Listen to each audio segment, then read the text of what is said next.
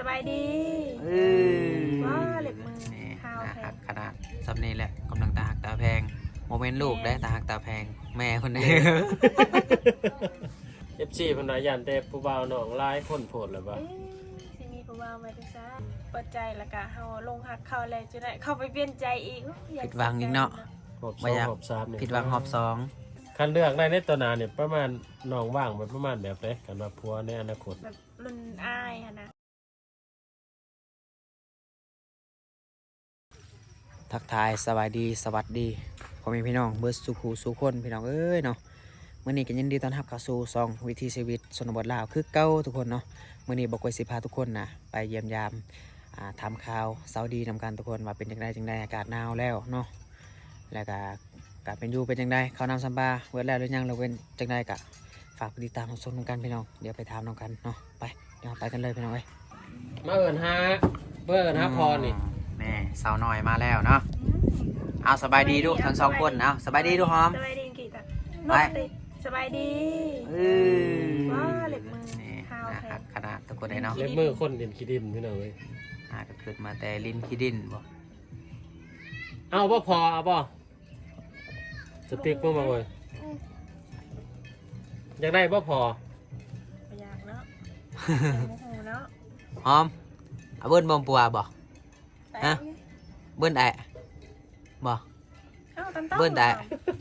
ฮะโอ้ยน่าจะเราบอกกล้าว่าบ่เราเป็นยังไงมึงมือก็เว้าเด้มึงมือก็บ่เว้า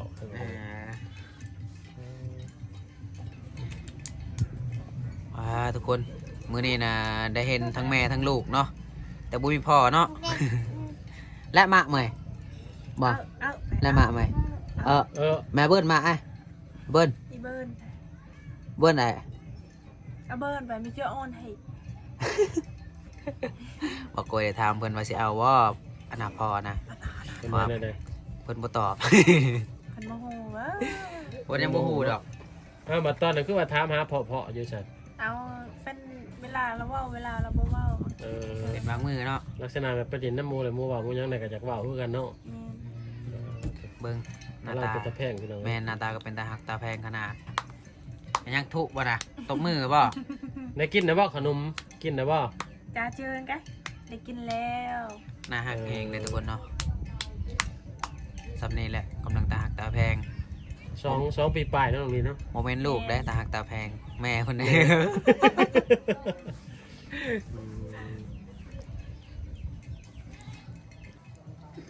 ไปใช้มามือนี้สวัสดีไม่ได้ไปใช้บ่ได้ไปใช้ป่ะอยู่เพื่อนบนมือแล้วยังเขาเห็นว่าเขาให้ด้วยคนบอกคนมั่นนะแล้วเราบอกแล้วได้เงินจากล้านคนมั่นนะได้3 ล้านได้เงิน3 ล้าน3 ล้านแล้วก็2 ล้านแล้วส่งนี้ให้เขาเจ้าเลยแต่1 ล้านนึงให้น้องชายซื้อเครื่องซื้อแสดงว่าได้เขาเป้า1 2 เป้า1เนาะคนมั่นนี่เนาะคืออย่างนี้ต้องมาขายเพราะว่าลายแนวจ่ายพดเพราะว่าเป็นหนี้เขาเจ้าแน่เนาะนี่แบบเลยนี่เป็นหนี้เขาหนึ่งเป็นแบบเลยอันเป็นหนี้เขาเจ้าละกะเอาเงินไปซื้อเขากินเป็นหนี้เขาเจ้าเต็มปีกายนี่เด้แต่ว่าบ่มีเงินสิสิไปส่งหนี้ให้เขาเจ้าแล้วก็หาก้นมันทอดก้นมันแล้วก็ไปส่งนะอันนี้ก็เลยแบบได้ก้นมันเลยแล้วก็ไปส่งให้เขาเจ้าว่าเขาเจ้าก็อยากซื้อข้าวซื้อน้ำเขาเจ้าแม่นเนาะปกติพันตีโตเป็นยังไงก็ถือว่าเบิร์ดไปจะซื้อน้องเงินก้นมันเนาะตะกี้ไอ้นั่นแหละว่าอยากถามมันเอาก้นมันในเท่าไรนั่นแหละสมมติว่าพ่อว่าใจขาดสอกขาดสางมันนี่บ่พ่อเป็นยังไงบ่มีคือเก่ามันบ่งามเฮ็ดก็เมื่อยใจเงินบ่ได้ลายเมื่อยจะซื้อเนาะ2-3 เทื่อแม่นแต่มันบ่งามเพราะว่าปลูก2 ปีแล้ว2 ปีแล้ว3 ปีเลยแต่มันก็บ่งามดินมันเดิมแบบบ่มีฝุ่นมาได้เลยเนาะแม่นปลูกธรรมชาติเด้เคมีเฮ้ยบ่มีวิตามินมีวิตามินแล้วก็ถือว่าฤดูกาลก้นมันก็เบิดเลยเนาะเลี้ยวเบิดเลยเนาะแสดงว่าเจ้าหน่อยนี่เริ่มกินง่าได้เจ้าหน่อยเนาะยังมีวันเดียวยังบ่ทันก้นแต่ว่าสิก้นสิอันก้นไก่เขากินง่าละ คนมันได้เงินแล้วก็ว่าสิซื้องัวน้ำข้าเจ้าหั่นนะ เอาศีลเนาะเขาเนาะมันผูก โดนบ่กินงาน ยังบ่ฮู้เธอเพราะว่าคนในบ้านนี่เขาเจ้ายังบ่ทันเบิดอันเกี่ยวข้าวหั่นน่ะ เห็นยังสิกัด กัดแล้วเฮ้ย เอาบนพระโอ้ยอยากได้เงิน ได้เงินโอ้ เป็นคลิปก่อน เพิ่นขอเงินนี่แม่เพิ่นทุกคนเดี๋ยวบ่กอยสิให้เพิ่นเนาะบ่กอยมีอยู่ 4,000 กีบเนาะ ปิดไปไหมโอ้ยอายเด้อายเด้อายเด้ ปิด ปิดก่อน แซงกันอย่าแซงกันอย่าจ้าสะอาดเอ้ย โอ้ยโอ้ยโอ้ย นี่เพิ่นว่าสิเอาเงินไปซื้อขนมนี่บ่กอยสิให้เพิ่น 4,000 กีบเฮ็ดแนวใดเฮ็ดแนวใดเฮ็ดแนวใด ถูกก่อน ขอบใจเด้อทุ ป้ายขอบใจไป ขอบใจ ขอบใจ เอาเออ สิผมแน่เงินจนเทียเงินหลายโผล่ เอาตกอีกแล้ว ป้าได้เงินหลายเนาะ เงินใบหน่อยหลายโผล่ จับ ไปเลยได้บัดนี้เนาะได้แล้วไปเลยได้โหไปซื้อขนมกิน เด้เจ้าหน้าที่สินบ่เอาหนึ่งหัว FC เป็นเบิ่งหัวใจวายเด้ คอยนั่นแหละสิหัวใจวายก่อน ว่าก็จะเย็นขนาดเทื่อนน้องนี่บ่น้องนี่ แมนเย็น ขนาดชุบายนางอยู่ยังเหลื่อมหนาวเลยเด้ แม่นาวขนาด ให้ ทุกคนเล ให้ ย นอ เนาะ นอยู่นี่นะ ลองซ้าย น้องชาย เอ้า โอ้ สั้นเด้นอนใส่ นอนซ้ายนอนน้ำข่อยแต่เดี๋ยวนี้หันเราไม่ได้นอนแล้วน้ำข่อยแล้วนอนอยู่นอกอีก เอน อนกับอัน อ สาวน้อยเด้สาวน้อยออก ซะหน่อย เรีน อ๋อโรงเรียนแล้วโอ้แล้วมานอนนอกแล้วบัดนี้ มีเงินแน่บ่มีเงิน บ่มีเงินสิเฮียนต่อ เรียนฮอนมอใดเลย ยันห้องมอนึง บ่ มอ ห ห นึ่ นึ่ ง งสิบ่ให้นาวจังได้เบิ่งเหือนเพิ่นดูพี่น้องเอ้ยเนาะ มันมีแต่ปองเนาะบ่เนาะ โอ้เอาแม่น อุ่นอยู่ติห้องน้องนะอุ่นอยู่บ่ ธรรมดา ธรรมดาเนาะ เป็นปองเป็นหูอยู่ทุกคนเอ้ย มีคน ยามฝนกับฝนตก แบบนี้ก็อุ่นอยู่แบบนี้ก็ นอนอยู่นอกกันยังอุ่นเนาะบัดนี้นอกสั้นครับน้องน้อยมานอนนํกันแหละบัดนี้เนาะ แม่นเพราะว่าช่วงนี้มีผู้บ่าวแน่มีลินน้ำข้าวเจ้าเด้ อ่า ไปแล้วนอนผู้เดียว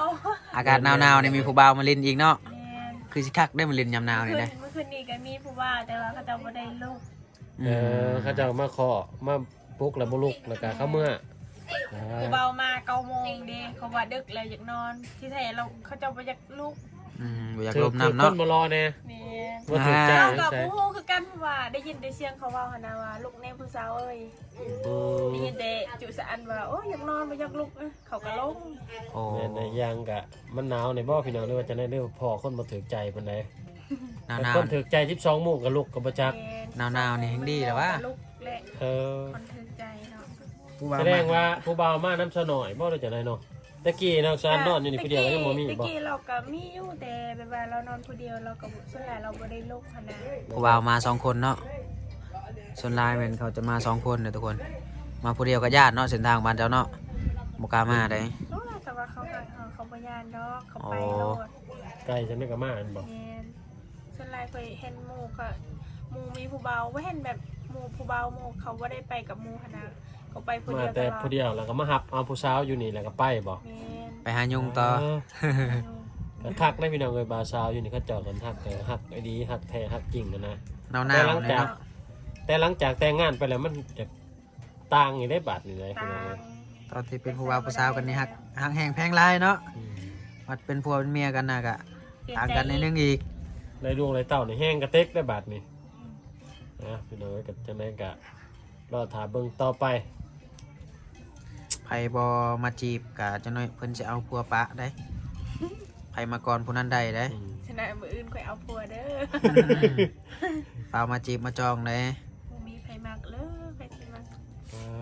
อากาศก็หนาวแล้ว มื้อนี้บ่มีไผคนมักเลย บ่มี FC เพิ่นว่าย่านแต่ผู้บ่าวน้องหลายคนโพดแล้วว่า เอ้ยสิมีผู้บ่าวมาได้ซ้า อื ย ม บ่อินกับผู้บ่าวเด้อ อินกับผัวเขา อยู่แต่กับลูกบ่ แม่น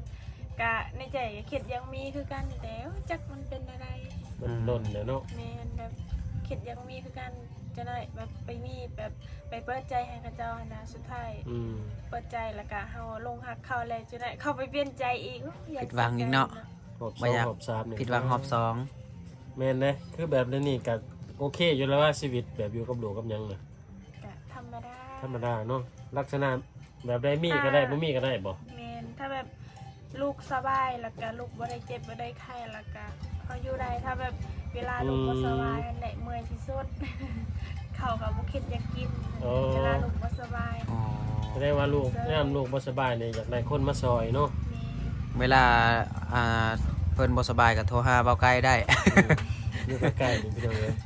โอ้ บ่ ย กล้าต้องของ FC มื้อนั้นนั่นอ้ายแหละไปส่งของข่อยกับเมียเรา โอ้โห ไปส่งไปซักยาเด้ โทรผู้เดียวเราก็ได้บ่ต้องให้เราเอาเมียเรามานะ เจ้าหน่อยผู้อยู่เฮือนสิฮะ แม่เนาะ ก็ยอกก็ยอก คนมีเมียหักมีเมียก็ต้องหักเมียเนาะเราสิไปหักผู้อื่นเด้อบ่ได้แหละแบบนั้น หัก2หัก3บ่ได้บ่ ได้คือข่อยก็คือกันถ้าข่อยได้ผัวข่อยบ่ให้ผัวข่อยไปเล่นแล้วผู้สาวถ้าแบบถามเขาได้หั่นน่ะบ่มีภัยดอกและได้ผัวแล้วก็ผัวไปเล่นบ่หายโอ้ข่อยไปหายยอมรับบ่หาย นั่นได้อ้ายคิดว่าเขาเจ้าแบบในผัวได้เมียแล้วเขาเจ้ามาดินเมียเขาบ่หายบ่ซั่นจังซี่ก็ โอ้ส่วนหลายแถวเขตชนบทนี่แบบได้ลูกได้เมียแล้วก็ยังไปเล่นอีกคือเบิ่งแล้วก็เมื่อยนำ เนาะ บ่มีภัยแบบได้ผัวแล้วก็อยากเฮ็ดเวียกแบบไปใส่มา นะสร้างฟ้านำกันเนาะ แม่นแบบ สร้างสาไปนำกัน ได้อยู่นำกันไปใส่มาใส่บ่คิดสิไปนำพะนะจะได้ให้เมียไปผู้เดียวบัดเมียไปแล้วก็ว่าแบบเมียไปกับผู้อื่นอีกแบบนั้นคนแบบมันก็มีนะ หรือว่ามันเป็นย้อนที่แบบสมมึกว่าแบบทาในเขตชนบทนี่เอาผัวแล้วแบบแต่งหน้าแต่งตาบ่ได้นะบ่บัดเอาอยู่นำกันแล้วก็เห็นขี้ร้ายก็เลยแบบบ่อยากไปนำกันเนาะ แม่ อืม บางคนก็ได้เมียแล้วก็มีเงินมีคำก็ให้เมียเก็บแล้วก็บอกเมียว่าเจ้าอยากได้หยังก็ซื้อไปเลย ไหนยังอยากซื้อยัง แม่นบางคนก็ได้เงินแล้วก็บ่ให้เมียเห็นเลยแบบนั้นก็มีโอ้ยสุดลายข่อยได้ผัวยังบ่เคยเห็นเงินผัวจักกีบ เออ ได้สบู่อาบน้ำก็มีแต่อีเมซื้อให้อีเมไปขายหน้ำไม้แล้วก็ ไปซื้อให้แล้วก็ไปส่งหอดเฮือน ปา ผัวได้เงินแล้วไปเล่นผู้สาวจักไป ซั่น ใส่ เนาะ บ่ฮู้ เห เลย ตุผลนั้นนะพี่น้องจังอยู่นำกันบ่หลายมันก็ถือว่าแยกทางไปทางมัน ถ้าตอนนี้น่ะเพิ่นกลับตัวกลับใจได้น่ะก็อยากกลับไปคือเก่าบ่บ่อยากแล้วลาบแล้วเด้อ เฮาแบบเฮาบ่ได้ว่าเฮาแบบบ่มักเขามีแต่เขาบ่มักเฮาเด้แต่สุดท้ายเขาบ่อึดดอกผู้สาว อืม แบบคนนั้นเขาก็รออยู่เขาแบบอยู่กันเขาก็มีทุกสิ่งทุกอย่างบ่อึดผู้สาวแต่ก็ เออย่ าแยกทางกันแล้วอยู่ไผอยู่ ลูก มา ก็ใหญ่เลยเนาะเลี้ยงลูกซ้ำนี่นะโหหาเอาไม้ทั้งหน้าสบายใจก็บางเทื่อกะถือดีก็เก่าดีก็ดีก็มีเด้ ก็แม่ มันก็บ่เสมอไปพี่น้องเอ้ย ถ้าบ่มีอยู่แบบนี้แล้วก็แล้วเท่า อยู่ ข้างบ้าน อยู่แบบนี้จนเฒ่าก็อยู่ได้แม่นบ่ อยู่ได้แล้ว บ่เท่าดอก ว่าอยู่บ่ได้ก็ไผสิมักเด้ ก็อยู่แบบนี้แหละบ่มีไผ อยู่แบ มั บ ก นี้อยู่กับพ่อกับแม่เลี้ยงลูกเลี้ยงเต่าเนาะ แม่น อย่างไรก็แม่นความหนองอยู่ตัวนี้นะบางเทื่อไปเจอผู้บ่ดีแฮงเจ็บหอบ2หอบ3อีกแฮงยากอีกพี่น้องเอ้ย อยู่แบบนี้ดีแล้ว อยู่แบบนี้ดีแล้วเนาะ มันก็บ่ดีแล้วมันก็เงาๆแน่ ความจริงก็อยากได้แล้วเนาะแต่ว่าต้องได้หาแบบคนที่แบบจริงใจอีหลีทุกคนถ้าบ่จริงใจอีหลีก็บ่กล้าเปิดใจปานใดเนาะก็บ่มีไฟบ่ต้องการดอกเนาะเขาต้องการเบิดหั่นแหละ นั่นแหละเนาะมันสร้างมายังเป็นครูเด้ แม่น สิไปอยู่ขี้ก็เอาอยู่ได้บ่ได้ไว้เป็นไดเด้อพี่น้องเอ้ย แต่ใดก็เอาเบิดเด้อคะแนนว่าจริงใจ คันสมมุติว่า แคลสิฮักแคลยักก็เอาได้ คันเลือกได้ในตัวหน้าเนี่ยประมาณน้องว่างไปประมาณแบบใดกันว่าผัวในอนาคตเนาะ เอาก็แบบมักคนแบบรุ่นอ้ายหั่นน่ะ รุ่นนายเนาะรุ่นใหญ่อายุน้อยอายุหลายก็ได้เบิดอายุหลายขึ้นไปเนาะรุ่นนายพี่น้องเอ้ยแม่น เดี๋ เด้ ยวน้อยบ่เอาก็ได้ เอาก็ได้ อายุน้อยนี่แม่นบ่มักแล้วเนาะ แม่นก็จะแบบจะไหนเขาเอาเฮาแล้วไปลิ้นอีกโอ้ยแบบนั้นแห่ง แม่ กัน นแม่น มัก แม่นพี่น้องเอ้ย ต้องเอารุ่นอ้ายมันจึง รุ่นนายแล้วก็แบบใดรอรวยหรือว่าจังได บ่รวยก็ได้คะแนนว่าแบบจริงใจแล้วก็พร้อมจะดูแลเฮาแบบนั้นก็โอเคอยู่แล้ว ก็แต่หักแต่แพงจริงใจเนาะ แม่น เบิ่งแย่งกันไปตลอด แต่น่าไปมากเขาคนรวยหั้นนะสมมุติซื่อๆเนาะถ้าแบบ แม่น เขาไปมากคนที่รวยจะน่าเขาไปโยนน้ำเขาแล้วเขาก็ว่าอีกโอ้ยข่อยทุกข์ยันเจ้าอะไรตอนข่อยยังบ่ทันเอาเจ้าข่อยมีเงินมีคำ อืม บัดได้เจ้าแล้วข่อยบ่มีอีก แห่ อง ย่าง ทุกข์แห่งยากก็เก่าอ่ะ บ่คิดว่าตัวเองไปเองเด้ไปหาผู้สาวน้อยเอาไปเงินแล้วซื้อเหล้าซื้อเบียร์บัดสุดท้ายไปให้เมียอยู่เพื่อนอีกโอ้ยเป็นนั้นแห่งกะติกแบบเอาคนธรรมดาก็ได้คะแนน แสดงว่าบ่รอบ่รวยหรือว่าคนธรรมดาก็ได้เนาะขอแต่จริงใจฮักแพงกันพี่น้องเลย เอาสิฮู้จังไดว่าคนนั้นจริงใจบ่จริงใจ ที่กับโมโหคือกัน บ่ฮู้เนาะหายากเนาะ ต้องไปพิสูจน์เบิ่งเองเนาะเบิ่งกันไปโดนๆ แต่แบบเขาหักเฮาแล้วก็เฮาแบบเขามีหยังเขาก็บอกเฮาอะนะไปใส่มาใส่แต่ว่า อืม เจ็บเป็นอีหยังเขาก็ต้องบอกถ้าว่ามีหยังเขาซอยได้เขาก็ซอยแบบนั้นก็โอเคอยู่แล้วแต่ยังเฮาบ่เจอ เนี่ยเอาจะถามเบิ่งในอนาคตบางเทื่อเพิ่นปุ๊บลุกปุ๊บปั๊บมากก็มีเด้ สิมาอัปเดตให้เบิ่งอีกเนาะ แม่นๆ เป็นจังไดจังได ถ้าได้พัวแล้วก็สิบอก FC ถ้าบ่มี แจ้งล่วงหน้าได้ไหม ถ้ามีก็แจ้งล่วงหน้าหน่อยเด้อ ประมาณจักเดือนหนึ่ง2 เดือนพุ่น ว่ามีแล้วเด้อตอนนี้เด้อ เฮาก็สิได้แจ้ง โอ้ไปบอกแบบ ต่ นั้ อน จะได้ก็ว่าเรากำสายสดคือเก่าหอดนาที ใส่สาวหอมนะน้องหอมนะไปได้อากาศหนาวๆคือว่าใส่เสื้อกันสั่น โซ โซ่บ่ ว่าสิไปอาบน้ สิไปอาบน้ำคอยนา2 ทิศเทื่อหนึงอาบน้ำนะบ่ไหวดอก ำ อากาศหนาวโพด ประหยัดน้ มันต้องเซ็นไว้ก่อนแน่จาก10 มื้อ20 มื้อจังคอยอาบเทื่อหนึง หนาวๆน่ะนี่โอ้ซุมน้องไปอาบใช้อยู่ห้วยคือเก่าหรืออยู่น้ำกอกน้ำบาดาล ำธรรมดาอุ่นอย่างอาบน้ำห้วยโอ้ยเย็นเด้อ น้ำห้วยเย็นน้ำบาดาลน่ะอุ่น แม่ เอาสูบขึ้นมาใหม่แล้วมันอุ่นเด้เนาะโอ้พี่น้องย่ามบางคำบ่โทษว่าผู้สาวสิเต็มอยู่หั่นเนาะ โอ้สาวบาดนาย บ่ได้มาจอด มีแต่บนเดียวนะบ่น้ำบาดาล2บ่อน แต่ว่าผู้สาวส่วนหลายเขาจะไปอาบน้ำเซ่แหละเย็นกับเขาอาบได้คอยเมื่อวานนี่ก็ยังไปอาบน้ำ เอ้า เซ่ เฮาโตนบัดเดียวเด้ เช่ เฮาสิ ให้ บ่ บ สู อลบอลไปอาบตอนครัวพุ่น แม่นน้ำลงลายแล้วม่วนนี่ไปเมื่อวานนี้ทุกคนไป จักมือเนาะบ่ก่อนเนาะ แม่น ย่ำกลาง ๆ เว้นเนาะบ่ไหวต้องย่ำกลางแรงนี่ญาติชุมน้องหนาว ๆเฮาสิไปอาบคือกัน บ่ บ่ หนาว อาบน้ำ8 มื้อแล้ว เอ้ย ช่วงนี้ประหยัดน้ำได้แห่งดีได้ครับบ่อาบน้ำเลยแต่ว่าคือว่าแล้วชุมน้องผู้สาวเลยบ่สู่อาบโอ้ บ่ อา แน่ บตลอด ข่อยถึงว่าแบบบ่มีผู้บ่าวคือหมู่แต่ว่าบ่อาบน้ำนอนบ่หลับแบบว่า อันตีนหันเย็นตลอดกระโตเย็นหนาวแบบนั้นก็มี คะแนนอาบน้ำแล้วอุ่นเนาะ แม่น พี่น้องเอ้ยแม่น ต้อง เฮาโลด ตลอด ได้อาบน้ำในแห้งหนาวคันบ่ได้อาบนี่อุ่นนอนแบบสบายดีเนาะบางคนเนาะ แม่น คู่กับยาเนาะ บ่มีครูก็ยา ได้ ๆแต่ละคืนน่ะกอดประหมน่ะพออุ่นอยู่บ่ ธรรมดา ธรรมดา บ่เคย ถ้ามีคนกอดน่ะอุ่นกว่า โอ้ย โอ้ยว่าซั่น นอนลืมตื่นเลยบ่จ๊ะ กอดเตียนพอห่มกับมอนแล้วก็นอน อืม คือสิหนาวคักแต่เบิ่งพาเฮือนนะพาเฮือนเพิ่นที่เฮาถ่ายเบิ่งก็เป็นหูเป็นปองอยู่ทุกคนอ๋อตหนาวอีบัดนี้นะลมมานะโอ้ทุกคนได้เนาะ ปิดได้เนาะประตูนี่เนาะน้องนอนนี่เนาะ เป็น เอายังปิดผ้าห่ม โอ้โหข้างล่างคือห้องนอนของเพิ่นเลย แต่ลมชนไรลมมันมาทางอันนี้เนาะทางหนาเนาะมาเนาะ แม่นเลย เพราะว่าลมตาวเพิ่นเอาพี่น้องเลยครับผู้นอนอยู่ในที่นอนเพิ่นนี่คือสิหนาวครับขนาด อืมหนาวแล้วเป็นหนาวอยู่บ่มีหยังปิดเลยแหละทั้งนั้นเนาะแม่นบ่เป็นปองเป็นหยังนะกับแบบนั้นเลยได้ทุกคนหนาวๆนี่เนาะก็จำเป็นต้องได้นอนถ้าบ่นอนก็จักสินอนใส่ พี่น้องเลยก็ถือว่ามามื้อนี้ก็ตั้งใจอยากมามอบเงินให้น้องเพิ่นนั่นแหละ โอ้ เพราะว่ามีผู้ใหญ่ใจดีจากต่างประเทศกันฝากเงินมาให้น้องดีซื้อเครื่องใส่หรือว่าใส่ใจในจำเป็นและซื้อข้าวซื้อน้ำอยังไงแหละเพิ่นบ่ได้ติดต่อหาบอกน้องนี่ น้องวิเศษ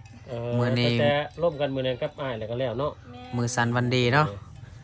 ถือว่าถึงเลขได้ดีนะ ถึงเล็กอีกแล้ว คิดว่าน้องจักแต่ฉันคิดว่าเพิ่นติดต่อหาเพิ่นบ่ได้ติดต่อหาเนาะ บอน้องบุ้งเลย นั่นแหละเพิ่นก็ว่าพ่อก็บ่ได้ติดต่อหาว่าก็มีแต่สิเอานำมามอบให้น้องมื้อนั้นเลยเป็นจำนวนเงิน100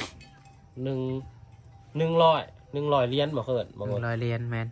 ด้วยเงิน 100 US ประมาณ เนาะ 2 ล้านเอสนี่แหละอันนี้ก็สิมาบอกให้น้องดีใจจริง โอ้ นี่ ทุกคนเลย บ่คิดบ่ฝันเนาะ ก็คิดว่าฟัน มีของขวัญมาฝากอีก อ้าวนอนกับบริษัททีนี้เยอะ คิดว่านอนบ่หลับใช่ไหม อย่ามาแต่มื้อก่อนพุ่นแล้วแต่ว่าค่าเบียร์ค่างานเนี่ยพี่น้องเอ้ยก็ด้วยว่ามาหมอบให้น้องเพิ่นมื้อนี้เอ้า ก็ยินดีนำเด้อ 2 ที่มี แหนมพี่น้องเอ้ยได้ เงิ ข้าวน ไล่ก จา ระ ก สอบ USA มาฝากให้ เงินจากประเทศจังอเมริกาเนาะ แม่น ใส่ด้วยนี่ ตอนนั้นนี่ก็อวยพรให้เพิ่นนะน้อยหนึงเพราะแบบ ด้วยขอบใจเด้ออ้ายที่โอนเงินให้น้องขอให้อ้ายสุขภาพแข็งแรงข อให้ถึกเลขเด้อแล้วก็โอนเงินให้น้องอีก ขอให้น้องซื้อข้าวซื้อน้ำเนาะ โดยขอบใจหลาย ก็เนี่ยนะก็ดีใจน้ำน้องที่ว่า ดีใจน พอเพิ่นได้ว่าอ้ายเพิ่นเห็นมุกเห็นใจน้องให้ซื้อข้าวซื้อน้ำแล้วเพิ่นยังว่ายังสิซอยอีกเท่าเล็กๆน้อยๆมีทีมงานสิมาอีกพี่น้องเอ้ยแต่ว่าก็ถ้าเบิ่งตามตัวจริงในมือต่อไปว่าสิแนวใด ำสิเป็นแบบใด แม่นพี่น้องเอ้ย และคลิปนี้บกวยกสิเดปิดเพียงเท่านี้เลยทุกคนเนาะก็ยินดีกับสาวดีหลายๆเนาะที่ได้มีเงินจากอ้ายจากต่างประเทศฝากให้เพื่อนพอได้ซื้อข้าวซื้อน้ำเนาะก็ยินดีหลายๆนอนกลางคืนก็บ่ได้ฟันหยังเนาะอยู่ๆกับมีเงินอีกเนาะ ๆแม่ ก็ ดีใจแฮะ ดีใจบ่ ดีใจ ดีใจหลายเพันว่าทุกคนที่ได้มีเงินพอได้ซื้อเครื่องพึ่งนัวซื้อเสื้อผ้าหน้าแพรอากาศก็เริ่มหนาวแล้วเนาะแล้วบกวยก็จะได้จบคลิปเพียงเท่านี้ก่อนเนาะทุกคนเนาะก็ฝากกดไลค์กดแชร์คือเก่าทุกคนเลยเนาะเพื่อเป็นกำลังใจให้ซองวิถีชีวิตชนบทละทุกคนเลยซองเก่าถึกปิวซองใหม่มาอีกเนาะวันนี้ฝากเป็นกำลังใจให้หน่อยเด้อคลิปนี้ก็เสร็จแล้วล่ะเพียงเท่านี้ก่อนบ๊ายบายมีของฝากมาให้อีกเนาะ ใส่อยู่ มัน ตา ยัง รถ มันยังซุปน้องเอิ้นนะ ปรุงอะไร พวงกระแรล ขอบใจเด้อไปเด้อ ขอบใจหลายๆขอบใจหลาย ใส่อยู่ ของฝาก เนี่หรือว่าอยู่กับตาวะ ๆใส่กระต่ายรถก็ได้ มันบ่ฮักโอ้ยนักได้ บอกเป็นยังจากมันยังทุกคนเลยเนาะ มันอะไร น่าแรง จะน่ะจะเอามือทงนึงเด้อทงนึงหลายดาวทงนึงก็ให้ทงนึง กินแล้วก่อน บางคนก็จะได้จบคลิปเพียงเท่านี้ครับพี่น้องเนาะขอบใจเพื่อนที่ฝากของเอาของฝากของตอนมาให้เนาะ ขอบใจเด้อบอก ขอบใจหลายๆขอบใจคือกันเอาจบคลิปกับพี่น้องขอกล่าวมาสบายดีเด้อพี่น้องเด้อเนาะ